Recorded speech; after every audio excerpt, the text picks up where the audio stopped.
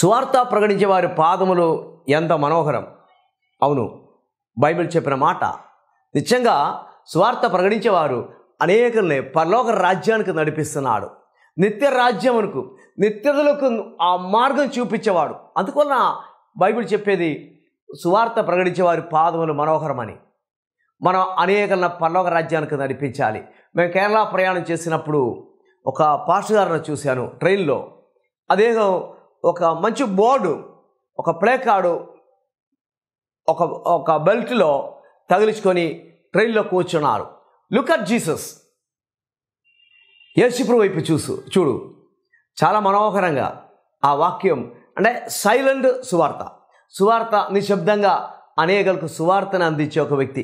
ఈ కాలంలో సువార్త అందించేవారు చాలా తక్కువై ఉండగా, ఇదిగో చక్కని సువార్త అందించేటకు దేవుడు తన దాసునకు మంచి ఆలోచన ఇచ్చాడు. చాలా గొప్పది. మనము ఈ సాక్ష్యం మనం వినాలి. కావున మీ ముందుకు ఈ సాక్ష్యం నేను తీసుకొని వస్తున్నాను. అనేకులను ఉజ్జీవింపపరచటానికి ఈ కాలంలో అనేకులు సువార్త కోసం పరిగెత్తాలని ఒక తపనలో ఇదిగో ఒక మంచి సాక్ష్యం. నా జీవితం ఇలాగ మారటానికి కారణం ఒక వ్యక్తి తన జీవితం ఒక సాక్ష్యం. అనగా సాక్ష్యం అనేకులను రూపాంతరానికి నడిపిస్తాడు. మీ జీవితం కూడా ఈ సాక్ష్యం ద్వారా రూపాంతరం చెందాలని నా కోరిక. మనకు పరిచయం చేసుకున్నాం pastor Stanley Sudhakar from Hyderabad. Pastor, మీరు మీ అనుభవాన్ని మీరు ఇలాంటి ఒక డిసిషన్ తీసుకొని అనేకులకు ఈ సైలెంట్ సువార్త అందించడానికి ఎందువలన మీ అనుభవం, మీ సాక్ష్యం మేమందరూ వినాలని ఆశతో ఉన్నాను. మీరందరూ చివరి వరకు వినండి. మీ జీవితంలో అద్భుతకరమైన మార్పుని దేవుడు కలిగజేస్తాడు.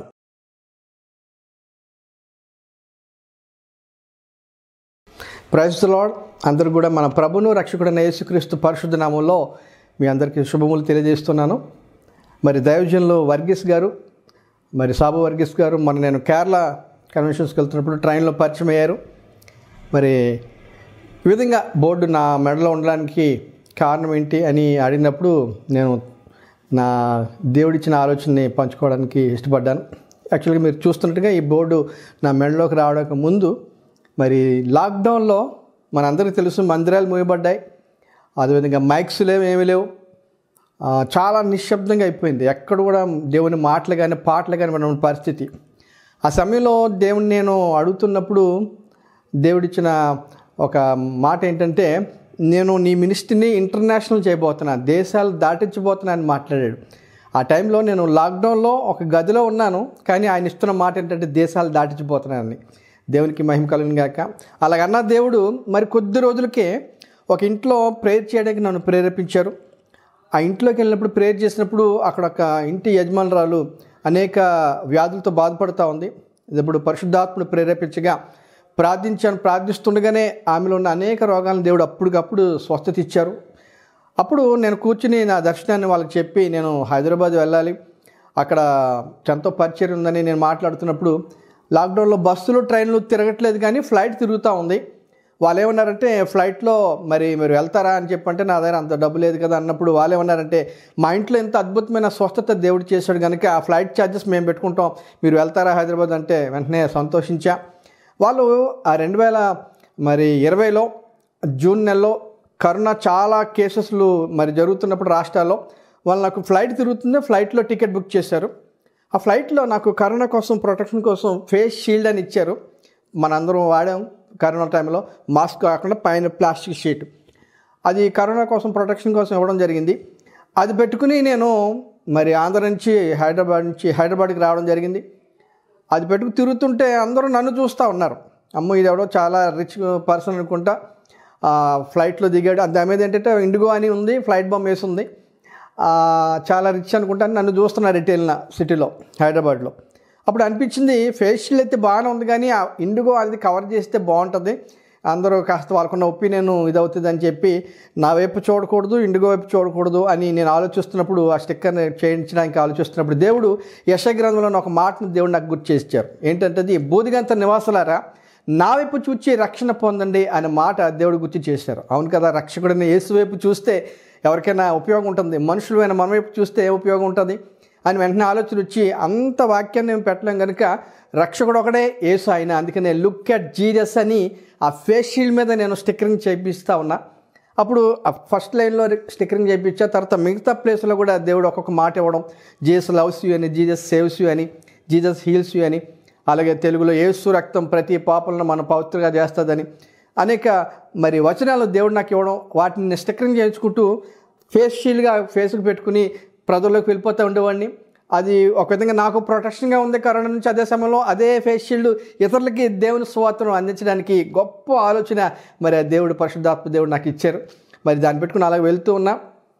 అయితే ఆ ఫేస్ షీల్డ్ టిన్ షీట్ కనుక మరి 2-3 నెలలకి అవి నలిగిపోవడం, పాడైపోవడం జరుగుతూ ఉంది. అందుకని ఇప్పుడు ఇలాగా ఒక యాక్రిలిక్ షీట్ మీద 7-8 భాషల్లో మరి దీన్ని తీయించడానికి ఏంది, ఎందుకంటే తెలుగులో రాస్తే తెలుగు వాళ్ళే కనెక్ట్ అవుతున్నారు, హిందీలో అయితే హిందీ వాళ్ళే, ఇంగ్లీష్ అయితే ఇంగ్లీష్ వాళ్ళే కనెక్ట్ అవుతున్నారు.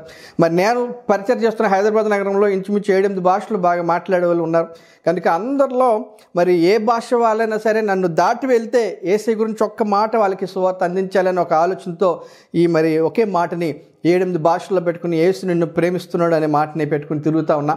సో అటు రీతిగా తిరుగుతుండగా మరి నిశ్శబ్దంగా నిజంగా మరి ప్రస్తుత దినాలు మనం ఎలా మారి మనం చూస్తున్నాం.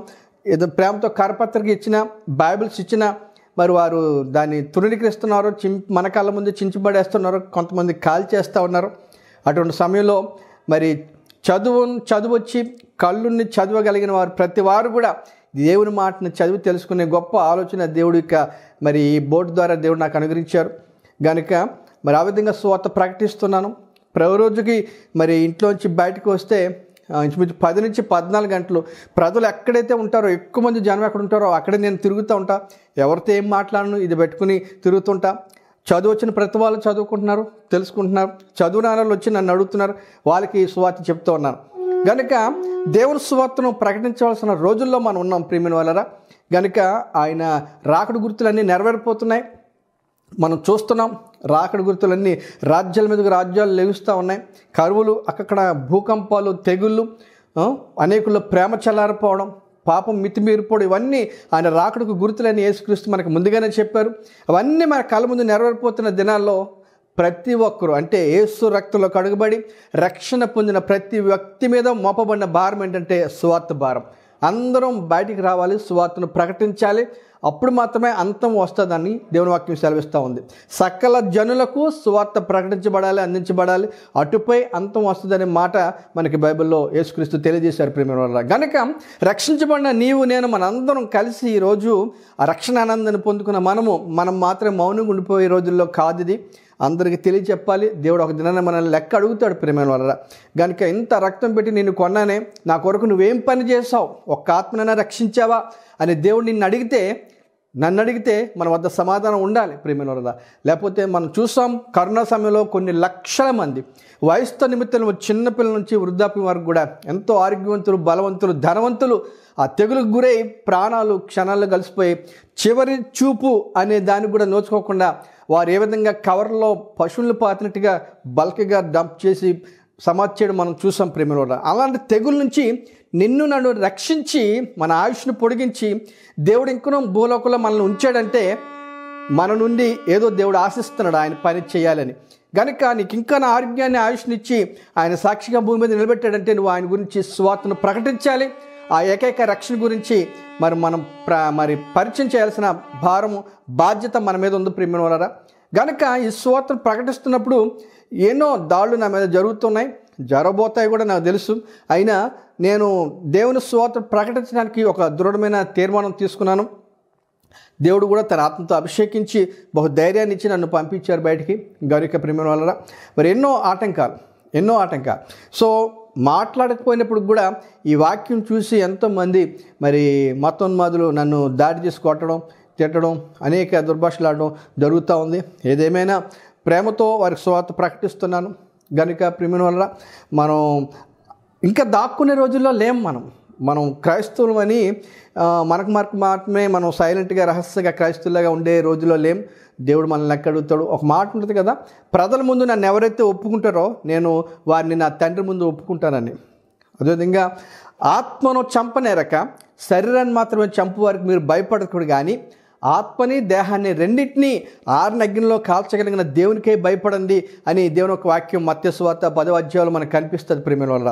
కనుక శిష్యులకు యేసుక్రీస్తు 12 మంది శిష్యుల్ని ఏర్పాటు చేసుకున్నాక వారిని సర్వసృష్టికి వెళ్ళండి, మీ సువార్తను ప్రకటించండి అని చెబుతూ ఆయన చెప్పిన మాట ఏంటంటే భయపడొద్దు, ఎవరికి భయపడొద్దు.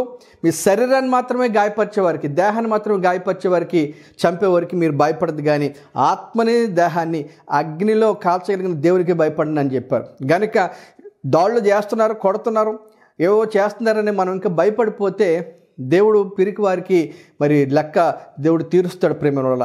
గనుక భయపడి దాక్కునే రోజుల్లో లేము. అందరం కూడా ఏదో ఒక రీతిలో ఆలోచన చేస్తే సువార్త ఎలా ప్రకటించాలో దేవుడు నాకు ఈ ఆలోచన ఇచ్చారు. అందరూ ఇలా వేసుకోలేరు కనుక టీషర్ట్ మీద కూడా వాక్యాన్ని ప్రింట్ చేస్తున్నాను, ముందు వెనకాల ఆ వాక్యాన్ని డిఫరెంట్ సైజెస్లో ఉన్నాయి. అవి ఎవరైనా ఆ వాక్యాన్ని ధరించుకుని మనం అలాగా వీధుల్లోకి వెళ్ళినప్పుడు ఆ వాక్యం చదువుకున్న వాళ్ళకి దేవుడు తెలుస్తాడు, దేవుడు పరిచయం అవుతాడు ప్రేమ వల్ల. కనుక వాక్యం లేతే సువార్త ప్రకటించాలనే ఒక ఆశ నీలో ఉంటే దాన్ని ఎలాగ చేయాలో, ఎలా ప్రకటించాలో దేవుడే అద్భుతమైన ఆలోచన ఇస్తాడు. దేవుడు నాకు ఇచ్చిన ఈ ఆలోచన బట్టి నేను ఎంతగానో దేవుని ఎంతగానో స్తుతిస్తూ ఉన్నా. కనుక దీనివల్ల మరి మేలులు ఉన్నాయి, నష్టం ఉంది. నష్టం అంటే ఎన్నో దెబ్బలు తింటా ఉన్నా, ఎన్నో దాడులు జరిగినాయి. పోలీస్ స్టేషన్ కూడా వెళ్ళాను. నన్ను కొట్టిన వాళ్ళ మీద నేను మామూలుగా చెప్తే వినరు కదా, వాళ్ళకి కాస్త డిపార్ట్మెంట్ ద్వారా తెలియజేద్దాం, మనం అందరికీ సమాన హక్కు ఉందని. మన దేవుని రాజ్యాంగం ప్రకారం, దేశ రాజ్యాంగం ప్రకారం ఆర్టికల్ 25 నుంచి 8 వరకు దేశ పౌరులైన ప్రతి వారికి కూడా మరి మత స్వేచ్ఛ ఉంది. 18 సంవత్సరాలు నేను ఎవరైనా ఏ మతాన్ని స్వీకరించవచ్చు, దాన్ని ఆచరించవచ్చు, దాన్ని చక్కగా ప్రచారం చేసుకోవచ్చు. కనుక అది దేశం ఇచ్చిన రాజకీయ హక్కు, అది ప్రాథమిక హక్కు. కనుక ఎవరు కూడా దాడి చేసి చేయొద్దు, ఆపడానికని ఎవరికి పర్మిషన్ లేదు. కనుక అదే దాన్ని వారికి తెలియచేయాలని నేను స్టేషన్కి వెళ్ళినప్పుడు, స్టేషన్లో కూడా వాళ్ళు నన్ను అడిగినప్పుడు ఎందుకు పెట్టుకున్నారంటే అప్పుడు నేను చెప్పా, ఎందుకంటే మరి దేశంలో చాలామంది మతస్థులు ఉన్నారు. అందరూ కూడా వారి మత విశ్వాసాన్ని, వారికి నచ్చిన దాన్ని కార్ల మీద, బైక్ల మీద పెద్ద పెద్ద స్టిక్కర్లు వేసుకుని వాళ్ళ దేవుడి ఫోటోలు స్టిక్కర్లు చేయించుకుంటూ ఉన్నారు. కనుక నాకు కారు లేదు, బస్సు లేదు, ఏ వెహికల్ లేదు, అందుకని నాకున్న విశ్వాసాన్ని, నేను నమ్ముకున్న దేవుడిని ఇలా స్టిక్కరింగ్ చేయించి నేను తిరుగుతున్నాను. ఒకవేళ ఇది తప్పంటే ఆ కార్ల మీద ఉన్న స్టిక్కర్లు కూడా తప్పే మరి.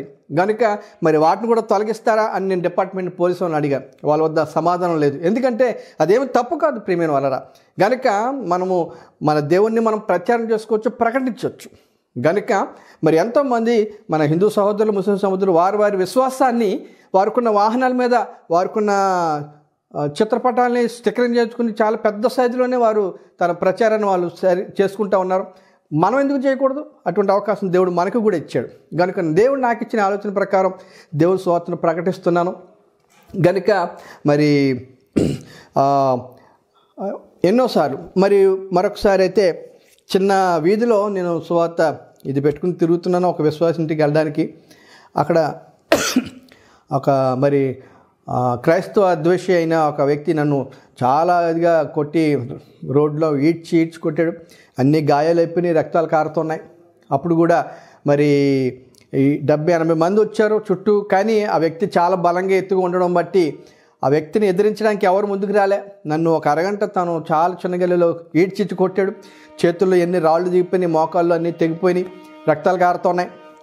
అప్పుడు మొట్టమొదటిసారిగా ఆ అటాక్ నా మీద జరిగినప్పుడు వీళ్ళు మంచిగా చెప్తే అందరికీ సమాన హక్కు ఉంది, మతాన్ని ప్రతినిధి చేసుకున్న హక్కు ఉందని మనుషులుగా మనం చెప్తుంటే ఎవరు వింటలేదు. వీళ్ళకి డిపార్ట్మెంట్ పోలీసుల ద్వారా చెప్పించాలని నేను స్టేషన్కి వెళ్తే నాకున్న పరిస్థితిని చూసి వాళ్ళు ఎంక్వైరీ చేసి ఆ వ్యక్తి మీద SC ST atrocity case file అయింది. అంటే జీవితకాలం ఖైదులో జైలుకి వెళ్ళిపోతున్న పరిస్థితి వాళ్ళ కుటుంబం అంతా కూడా.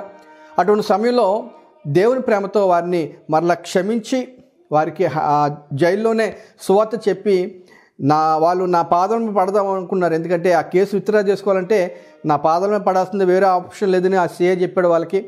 అప్పుడు ఆ తల్లి నన్ను కాలు మీద పడి క్షమాపణ కోరబోయింది. అప్పుడు వెంటనే నేను అమ్మ, మనం నా కాళ్ళు కాదు మీరు పడాల్సింది, యేసు ప్రభు కాలు మీద పడండి, క్షమాపణ కోరండి, క్రైస్తవులు మీరు ద్వేషిస్తున్నారు నిష్కారణంగా అని చెప్పి వాళ్ళకి అక్కడ సువార్త చెప్పి వాళ్ళని క్షమించి వదిలిపెట్టా. అయితే ఆ కుటుంబం నన్ను ఆ చిన్న స్ట్రీట్లో ఈ సువార్త ఇది పెట్టుకుని తిరగద్దని అభ్యంతరపరిచినందుకు దెబ్బలు తిన్నాను, ఎన్నో గాయాలు, ఇప్పటికీ ఆ ఫింగర్స్ వంకరైపోయినాయి. అయితే దానివల్ల నాకు మేలు ఏంటంటే, కీడు చోట్న మేలు అంటే ప్రియమైన వాళ్ళ, ఆ చిన్న స్ట్రీట్లో నన్ను సువార్త చేయొద్దని లేకపోతే ఇది పెట్టుకు తిరగద్దని అభ్యంతరపరిచారు కదా, దానికి మేలుగా దేవుడు ఏం చేశాడంటే రక్షణ టీవీ ఛానల్లో లక్షల మంది చూస్తుండగా 1 అవర్ లైవ్లో వాక్యం చెప్పడానికి, చక్కగా ప్రార్థన చేయడానికి దేవుడు ద్వారం తెరిచాడు. ఒక వ్యక్తి ఒక చిన్న గల్లీలో ఒక స్ట్రీట్లో నన్ను దేవుని ప్రచారం చేయొద్దు అని అభ్యంతరపరిస్తే దానికి దేవుడు తెరిచిన ద్వారం ఏంటంటే లక్షల మందికి దేవుని సువార్తను ప్రకటించే ద్వారం తెరిచాడు ప్రియమైన వాళ్ళ. గనుక కీడు వెనక మేలు నుంచే దేవుడు మన కొరకు దేవుడు అన్ని మేలుని సిద్ధపరిచాడు. గనుక భయపడాల్సిన పని లేదు, మన ప్రాణాన్ని ఎవరు తీయలేరు. మత్తయి సువార్త 10వ అధ్యాయంలో కూడా మరొక మాట ఏంటంటే, మీ తల వెంట్రుకలన్నీ కూడా లెక్కించబడి ఉన్నవి, ఆయన చిత్తం లేకుండా పిచ్చుకల్లో ఒకటి కూడా కింద నేల రాలదు, ఆయన ఇచ్చిన వాగ్దానం గొప్పది. గనుక మన ప్రాణాన్ని ఎవరు తీలేరు. మన ద్వారా దేవుడు ఎంత పని అయితే చేయించుకోవాలనుకున్నారో అంత పని అయ్యే వరకు దేవుడు నీ ప్రాణాన్ని ఏమాత్రం కూడా తీసుకునేవాడు ఎవరికి కూడా. దెబ్బలు తగులుతేమో దానివల్ల మనకి పెద్ద ఏమీ కాదు ప్రియమైనవారా. గనుక కీడు చాటున మేలు ఎంతో అద్భుతంగా దేవుడు చేస్తున్నాడు. మరొకసారి 2020లో ఆ వ్యక్తి కొట్టాడు, ఆ విధంగా టీవీలో అవకాశం ఇచ్చాడు.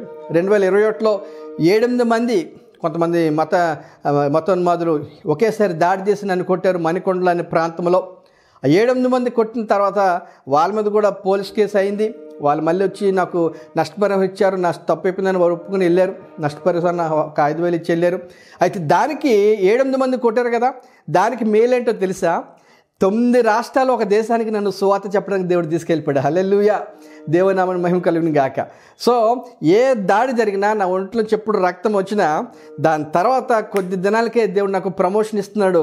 దానికి ఎన్నో 100 రెట్లు 1000 రెట్ల దూరానికి నన్ను తీసుకెళ్ళి అనేకుల మధ్యలో సువార్త ప్రకటించడానికి దేవుడు అవకాశం ఇస్తున్నాడు ప్రియమైన వారా.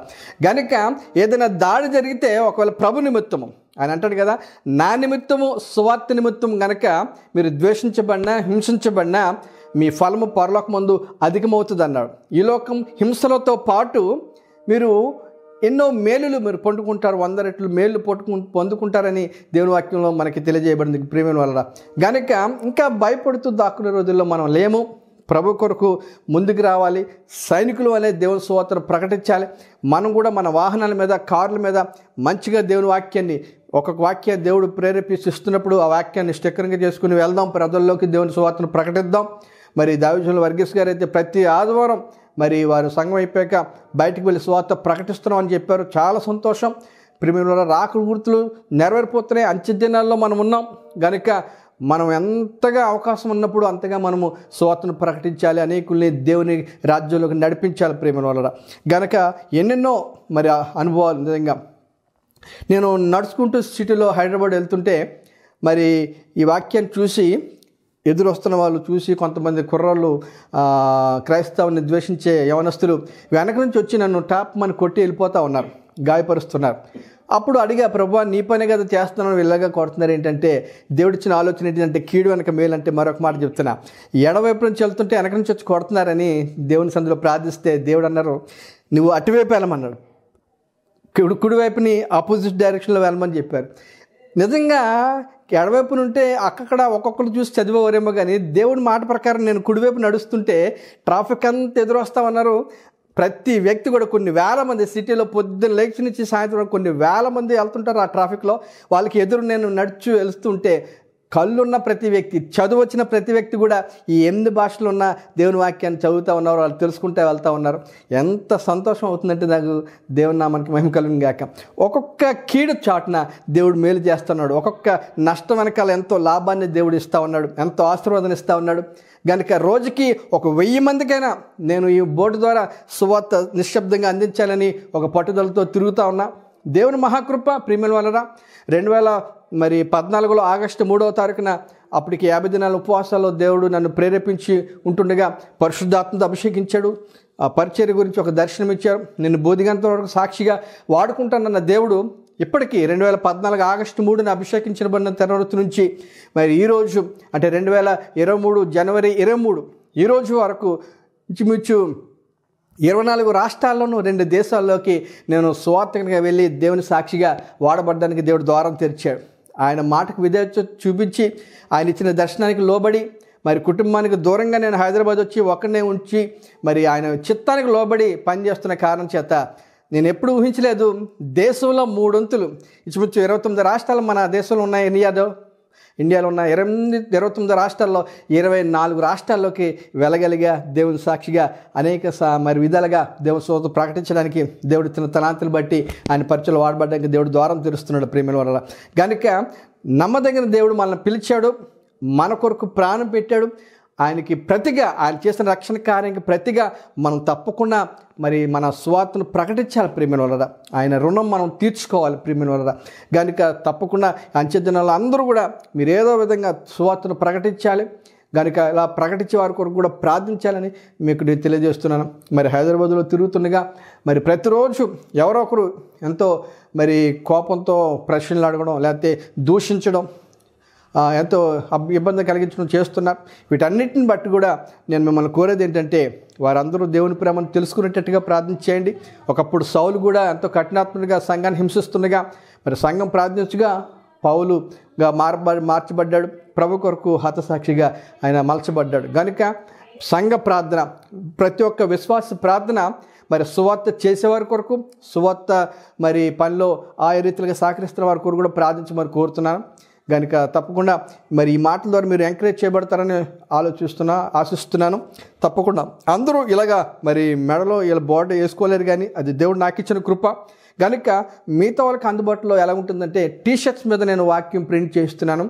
కనుక మీరు కూడా ఒక మంచి చక్కని వాక్యాన్ని ముందు వెనక దేవుని వాక్యాన్ని ప్రింట్ చేసుకుని మీరు అలాగా బయటకు వెళ్తే చాలు, మీరు ఏం మాట్లాడకలే, మీ ఒంటి మీద ఉన్న వాక్యమైన దేవుడే వారిని దర్శిస్తాడు, వారిని రక్షిస్తాడు ప్రియమైన వల్ల. కనుక ఎంతో చివరి దినాల్లో ఉన్నాం, సమయం చాలా తక్కువ ఉంది. దేవుని సువార్తను మనం ప్రకటించాలి. ఒక దినాన్ని దేవుడు మనల్ని లెక్క అడుగుతాడు.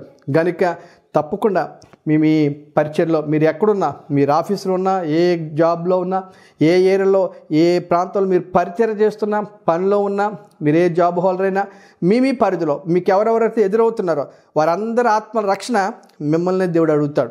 కనుక మీరు ఏమాత్రం అవకాశం ఉన్నా దేవుని రక్షణ సువార్తను ప్రేమతో అందించండి. అంతవరకే దేవుని సువార్తను ప్రకటించే వరకే మన పని.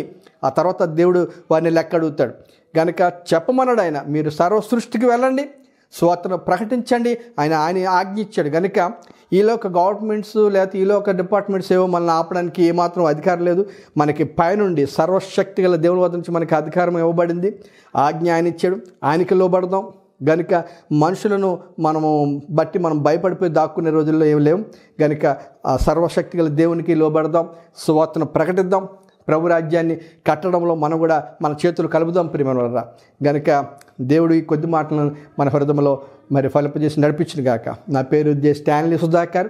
మరి ట్రావెలింగ్ ఇవాంజలిస్ట్గా ఉన్నాను. నా పని తిరగడమే, దేవుని సువార్తను ప్రకటిస్తూ తిరగడమే. ఎక్కువ నేను ప్రయాణం చేస్తుంటాను, ప్రజల మధ్యలో తిరుగుతుంటాను. కనుక నా కొరకు ప్రార్థించండి. నాకు భార్య, 3 కుమార్తెలు ఉన్నారు, వారు చదువుతున్నారు.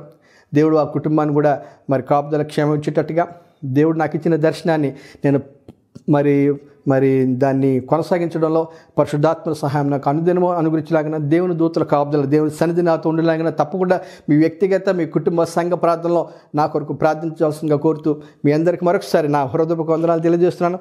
మరి ఈ అవకాశాన్ని నాకు కల్పించిన దైవజనులు మరి సాబు వర్గీస్ గారికి, మరి కుటుంబానికి, సంఘానికి కూడా నా హృదయపూర్వక వందనాలు తెలియజేస్తూ ఈ చిన్న సాక్ష్యాన్ని నేను ముగిస్తున్నాను. Praise the Lord. May God bless you all.